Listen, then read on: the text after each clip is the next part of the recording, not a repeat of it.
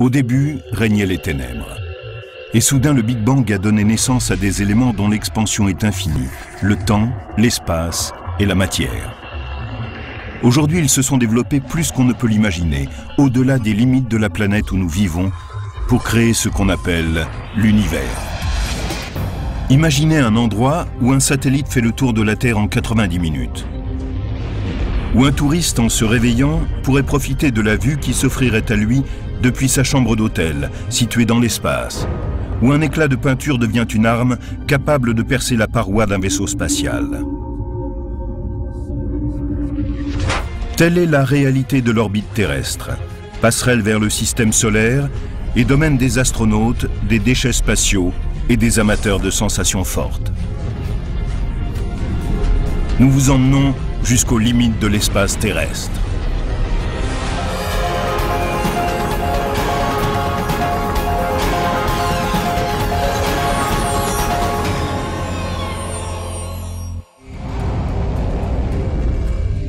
Dans un avenir pas si lointain, un humain embarquera à bord d'une fusée et sera lancé directement en orbite à 160 km de la Terre.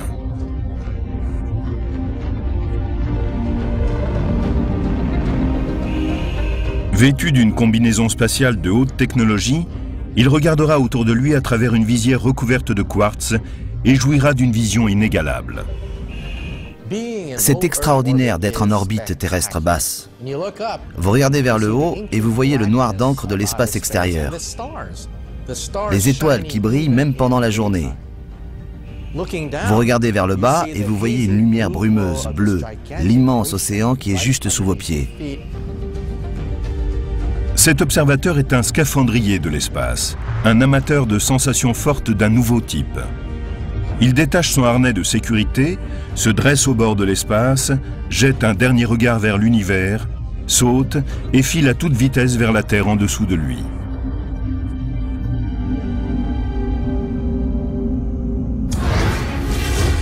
Le saut dans l'espace est une des activités que l'on pourrait un jour pratiquer dans l'orbite terrestre, cette zone qui entoure la Terre et commence à 160 km au-dessus du niveau de la mer. C'est le domaine des satellites et des stations spatiales. Et si les combinaisons orbitales le permettent, ce sera aussi celui d'un sport extrême, le saut dans l'espace.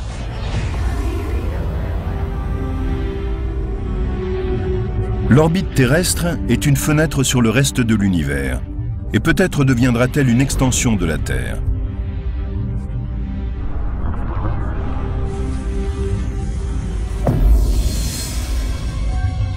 Mais l'environnement y est très différent de celui de notre planète. Il n'y a plus d'oxygène et l'atmosphère qui offre à la Terre un bouclier protecteur a disparu. Des menaces cosmiques guettent ceux qui s'aventurent ici. Nous oublions que l'espace extérieur est dangereux. Nous oublions que c'est le domaine des radiations cosmiques, des éruptions solaires. On y rencontre des météores, des débris spatiaux. Naviguer dans l'espace extérieur ressemble fort à une course d'obstacles. Comme pour les passionnés de saut en chute libre qui s'éjectent d'un avion pour filer vers la Terre, on peut penser que sauter dans l'espace n'est que l'occasion d'éprouver des sensations fortes. Mais cela cache aussi des intentions très sérieuses. Jonathan Clark, chirurgien dans l'aviation et ancien parachutiste en très haute altitude, est un de ceux qui travaillent sur l'idée de saut dans l'espace, et ce pour des raisons très personnelles. J'ai été affecté à la NASA pour travailler sur des opérations spatiales. Et puis, ma femme était astronaute.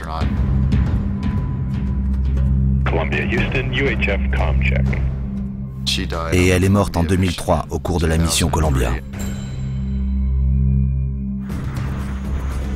S'éjecter d'un appareil en péril sans anicroche est une routine pour les pilotes militaires.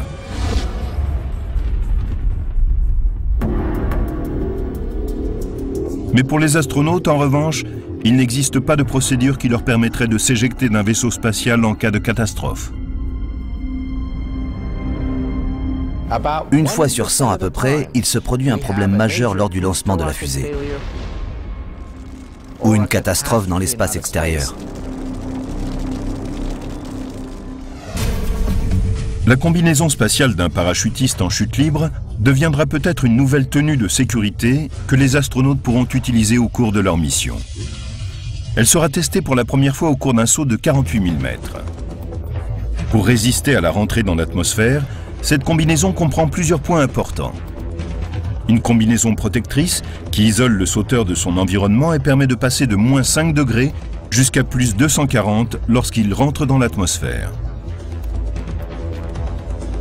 De petits jets de gaz qui jaillissent de chaque gant pour orienter et diriger le corps en état d'apesanteur. Un système d'oxygène en circuit fermé qui nettoie le dioxyde de carbone et le remet en circulation pendant les 10 minutes du voyage de retour. Un parachute de décélération pour stabiliser le parachutiste quand il se rapproche de la Terre. Et enfin, un parachute traditionnel qui se déploie à 915 mètres pour sécuriser l'atterrissage. Ce sera une expérience spectaculaire. Au cours des 2 premières minutes du saut, le parachutiste atteindra des vitesses de 4000 km/h en chute libre. La résistance atmosphérique élèvera la température de la combinaison spatiale jusqu'à 245 degrés et ralentira la vitesse du parachutiste jusqu'à 195 km/h. Le parachute de décélération s'ouvrira au bout de 7 minutes et lui permettra de ralentir. Enfin, à une altitude de 900 mètres, un parachute conventionnel se déploiera. Et l'homme se posera sur le sol en toute sécurité. Ce sera comme au cinéma. Chris Gilliam est chef costumier à Hollywood. Il dirige la création au sein de la société Orbital Outfitters. Au sein de cette entreprise, il a conçu toute une série de combinaisons spatiales. Sa précision légendaire lui a valu une commande de la NASA pour concevoir une veste spatiale pour femmes. Quand vous regardez de près de vraies combinaisons, vous comprenez qu'il ne s'agit pas simplement d'une tenue blanche avec des accessoires en plastique et un casque en forme de bulle.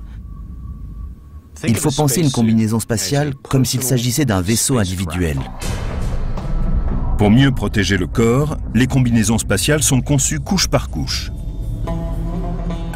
Imaginez le genre de vêtements dont vous auriez besoin pour d'abord traverser un désert aux conditions 2 fois pires que celles qui règnent dans le Sahara, et une seconde plus tard, passer dans un environnement comme celui de l'Arctique. Voilà ce qu'il vous faudrait. Quand on regarde la forme et le mode de fonctionnement de ces combinaisons orbitales, on voit que Gilliam a pensé aux armures médiévales pour concevoir ses créations futuristes. Voici un gant du XIVe siècle. Cette articulation est presque identique à celle du gant d'une combinaison spatiale. Et tous deux ont presque la même forme et accomplissent la même fonction. Il faudra peut-être des années avant que ce type de saut ne devienne une réalité. Mais les amateurs de sensations fortes partent déjà vers les limites de l'espace dans le domaine de l'orbite terrestre. Jusqu'en 2001, le privilège de tourner en orbite autour de la Terre était réservé à une petite élite, des astronautes choisis pour travailler dans l'espace. Mais c'était avant que le tourisme spatial ne devienne une réalité. Beaucoup de gens, quand ils pensent au vol dans l'espace, rêvent d'y aller eux-mêmes. Depuis le tout début, ceux qui réfléchissaient sur les vols spatiaux prévoyaient déjà l'avènement du tourisme spatial. À l'heure actuelle, la société Space Adventures est la seule qui permette d'accomplir ce rêve. Nous sommes la seule société privée de voyages spatiaux. Space Adventures a démarré son activité il y a 10 ans, quand un premier client est parti pour un voyage en très haute altitude à bord d'un avion supersonique russe. Quand il est revenu et qu'il a raconté qu'il avait vu la courbe de la Terre et le ciel sombre par-dessus, j'ai su que notre activité allait pouvoir se développer, que des millions de gens à travers le monde voudraient partir avec nous. En 2001, un milliardaire, l'investisseur Denis Tito, prit contact avec Space Adventures pour organiser un voyage dans l'orbite terrestre. L'ère du tourisme spatial privé était née. Le vol de Denis Tito vers la Station spatiale internationale marquait les débuts du tourisme spatial. Ce fut une immense réussite, pleine de signification. La communauté spatiale qui observait l'aventure trouva cela formidable et applaudit. Une nouvelle ère était née. J'aime l'espace. Space Adventures propose maintenant des voyages vers la Station spatiale internationale pour une somme de 30 millions de dollars. Vous apprenez plein de choses sur la fusée, sur le vaisseau spatial à bord duquel vous allez vous envoler, ainsi que sur la station spatiale. Et vous apprenez comment vivre, manger, travailler et même aller aux toilettes une fois dans l'espace. Pour arriver à la Station spatiale internationale, les touristes de l'espace devront d'abord voyager avec des Russes dans une capsule Soyouz. Elle a navigué avec succès pendant 35 ans. C'est un exploit technologique de vous faire décoller et de vous placer en orbite en moins de 8 minutes. Une fois arrivés à la station spatiale, les touristes de l'espace vivent comme de vrais astronautes. Le confort est très relatif. Donc si vous aimez le camping et n'y voyez aucun inconvénient, vous serez parfaitement bien dans une station spatiale.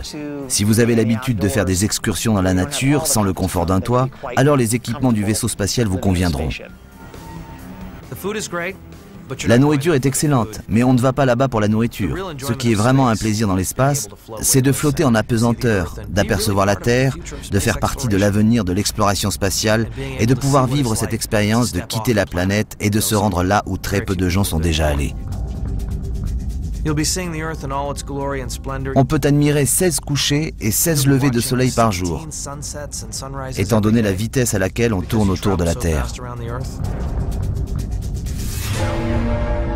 À l'heure actuelle, les voyages dans l'espace sont trop onéreux pour la plupart des gens. Pour vous rendre simplement dans l'orbite terrestre basse, cela vous coûterait près de 20 000 $ par kilo. Autrement dit, vous paieriez votre poids en or. De nombreuses sociétés tentent de concevoir un nouveau vaisseau spatial pour rendre les voyages dans l'espace plus abordables. Ce que je peux vous dire, c'est que cela ne coûtera pas 4 000 $. Cela devrait commencer à 40 millions de dollars. Mais Space Adventures a de grands projets. La société veut élargir ses offres de voyages spatiaux. Un de nos futurs clients marchera dans l'espace pour la première fois. Nous sommes également très excités par l'idée d'un programme de vol autour de la Lune. Nos clients pourraient tourner à une centaine de kilomètres de la surface lunaire. L'idée d'envoyer de simples citoyens dans l'espace a changé la manière d'envisager l'exploration spatiale. Je dirais que nous avons ouvert la voie à toute l'industrie du tourisme.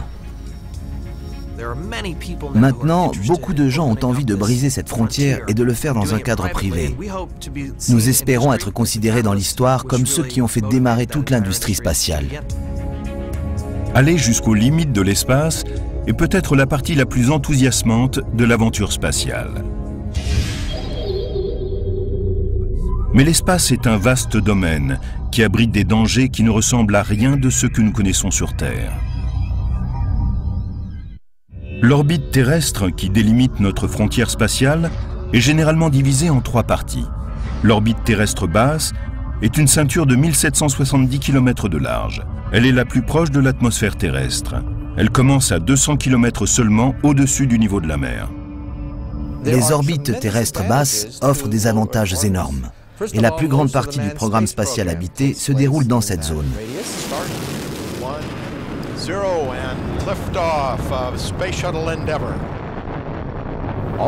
Les satellites espions, les satellites de communication, les satellites météo occupent également cette orbite terrestre basse.